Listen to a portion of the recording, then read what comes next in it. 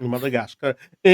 Rui, vimos em menos de 2 semanas, ou podemos dizer, podemos admitir um mês de protestos e eh, os mortos acertados oficialmente se declaram 20 mortos e as forças de ordem daquele país mudaram de perspectiva, mudaram de posicionamento. Eh, o que não se verificou em Angola, e dizes bem no texto que em Angola, em julho, houve 30 mortes, digamos, oficialmente comunicado, e sabe-se nos açudes que houve muito mais do que isso. Que diferença podemos ter aqui entre a polícia de Madagascar e a polícia angolana? Não só a polícia, mas as forças de ordem. Que diferença podemos ter aqui? Em termos de mentalidade, de preparação psicológica, que diferença existe entre estas duas instituições estaduais? Bom, a polícia angolana, como se sabe, é muito militarizada e, aliás, muitos dos seus efetivos são provenientes das antigas Forças Armadas angolanas ou das Forças Armadas das FALA e das FAPLA, e, portanto, o seu treino ainda está muito militarizado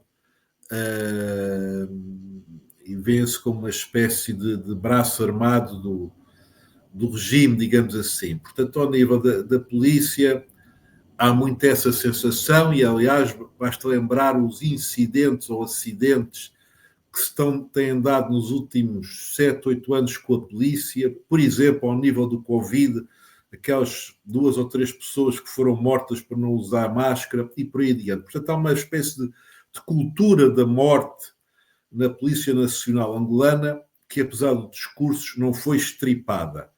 E esse é um problema. Quanto ao Exército e às Forças Armadas angolanas, eu não sei responder porque tem estado muito silencioso, não conheço o suficiente para saber até que ponto é que intervirão ou não. Não conheço. Sobre o que não sei, não devo falar. Em todo caso, o problema vai acabar por ser sempre o mesmo. O governo angolano, em julho, optou pela repressão, e pela repressão sem sequer reconhecer as causas que estavam na origem, ou sem reconhecer diretamente daquela espécie de levantamento. O problema é que esta situação é como uma espécie de maré, vai e vem. Podem reprimir uma vez, podem reprimir uma segunda vez, podem reprimir uma terceira vez, mas não estamos a falar de pequenos grupos conspiratórios, não estamos a falar de estruturas com um chefe que pode ser derrubado se apanhar o chefe e se prender.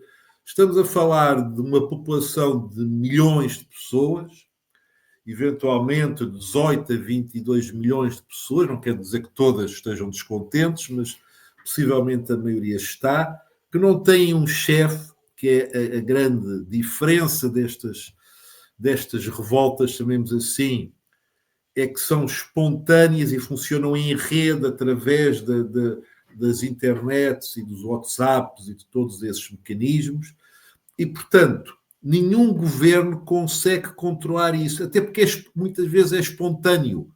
Não há aquela, como nós vimos nos filmes, aquelas pessoas que se reúnem mascaradas numa cave para preparar a revolução e depois a polícia tem lá sempre um Portanto, infiltrado. eles não têm uma regia, uma testa de comando, não têm.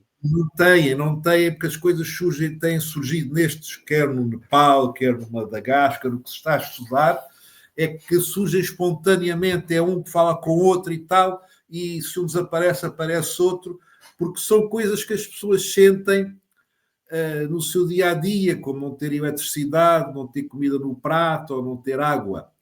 E, portanto, não é possível um governo controlar, por muito efetivo e competente que o seu serviço de segurança seja, Não é possível controlar sistematicamente este género de movimento quando se espalha por milhões de pessoas. Não é possível.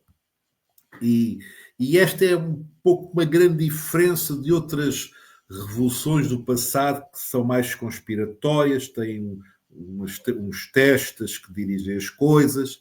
Neste caso, o que está a aparecer nos estudos que se tem estado a fazer iniciais é que a coisa surge um bocadinho por geração de descontentamento de vários grupos diferentes e não propriamente com uma cabeça, tem várias cabeças. E, portanto, a ameaça surgirá de onde menos se espera. Como se viu agora nisto dos taxistas em Angola, pode ter havido alguns incitadores, algumas pessoas por trás, mas o fogo pegou depois de vários setores e quase se descontrolou.